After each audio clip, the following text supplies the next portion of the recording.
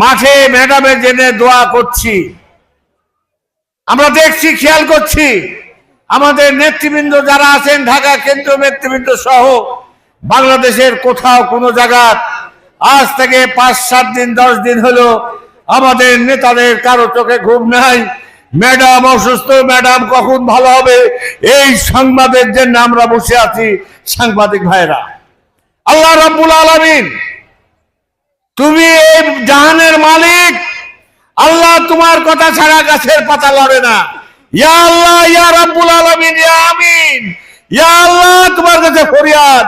আল্লাহ, তুমি ম্যাডামকে সুস্থ করে দাও। আল্লাহ, তুমি ম্যাডামকে সুস্থ করে দাও। আল্লাহ, তোমার কাছে হাজারি আমাদের। আল্লাহ, আমাদের ম্যাডাম আমাদের কাছে না আসা পর্যন্ত এই নেতা কর্মীদের, আমার মা বোনদের চোখের পানি চেয়ে চলছে না। আল্লাহ, তুমি আমাদেরকে রক্ষা করো। আল্লাহ, তুমি আমাদের দোয়া কবুল করো। আল্লাহ, তুমি আমাদের দোয়াকে কবুল করো। আল্লাহ, তুমি আমাদের কথাগুলা হেফাজত দিয়ে শুনে, আল্লাহ, তুমি আমাদের এই 20 কোটি মানুষের মধ্যে থেকে যা দোয়া তোমার পছন্দ, আল্লাহ, তুমি সেই দোয়া কবুল করে আমাদের ম্যাডামকে আমাদের মাঝে ফিরে দাও। আল্লাহ, আমাদের নেত্রী, তারপর অনেক অত্যাচার, অনেক জুলুম নির্যাতন বিগত 16 বছর হয়েছে।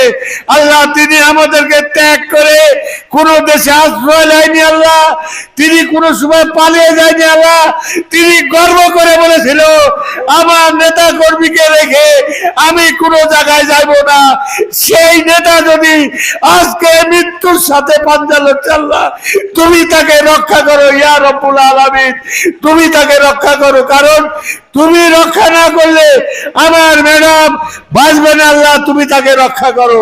বন্ধুরা আমার মা বোনেরা এখানে আছেন, আপনাদের কাছে ফরিয়াদ করি, আপনাদের কথা আল্লাহ রাব্বুল আলামিন বেশি শুনে। আপনারা নফল রোজা করেন, নফল নামাজ পড়েন, আপনারা নফল রোজা করেন, নফল রোজা করেন, নফল রোজা করেন, নফল নামাজ পড়েন, নফল নামাজ করে আল্লাহর কাছে ফরিয়াদ করেন।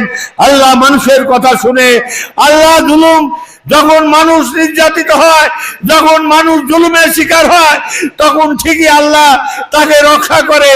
আমরা মনে করি আমাদের 20 কোটি মানুষের নেতা আজকে মৃত্যুর সঙ্গে পালানো হচ্ছে।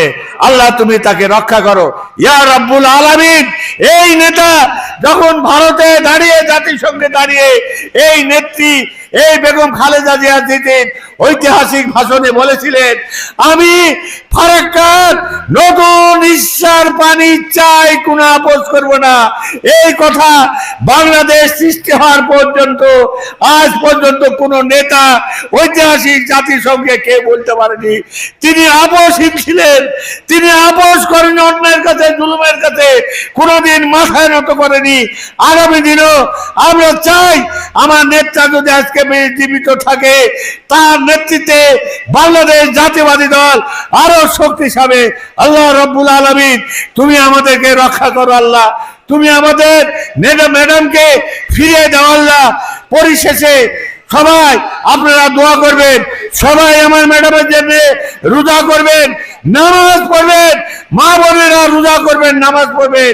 ম্যাডাম আজকে যদি আমাদের মাঝ থেকে চলে যায়, আল্লাহ, তাহলে আমরা অসহায় অবস্থা থাকবো। আল্লাহ, তুমি আমার ম্যাডামকে আমাদের মাঝে ফিরিয়ে দাও। আল্লাহ রাব্বুল আলামিন, ইয়া আল্লাহ, তোমার কাছে হাজার শুকরিয়া। আল্লাহ, তুমি আমার ম্যাডামকে আমাদের মাঝে ফিরিয়ে দাও। আল্লাহ, তিনি অনেক কাজের সাথে বাংলাদেশে জড়িত ছিল, অনেক কাজ করার উদ্যোগ ছিল, সময়ের অভাবে সে পারেনি।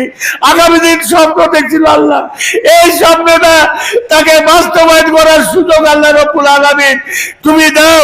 এটাই তোমার কাছে ফরিয়াদ। আল্লাহ, আমি আর সময় নেই, মাগরিব আগত, আমার মা বোনেরা হয়তো বাড়িতে যায় নামাজ পড়বে, সেই জন্য আমি কথা শেষ করলাম। পরিশেষে আবারও ম্যাডামের কাছে দোয়া চেয়ে আল্লাহ রাব্বুল আলামিন আমার কথা শেষ করলাম। আসসালামু আলাইকুম।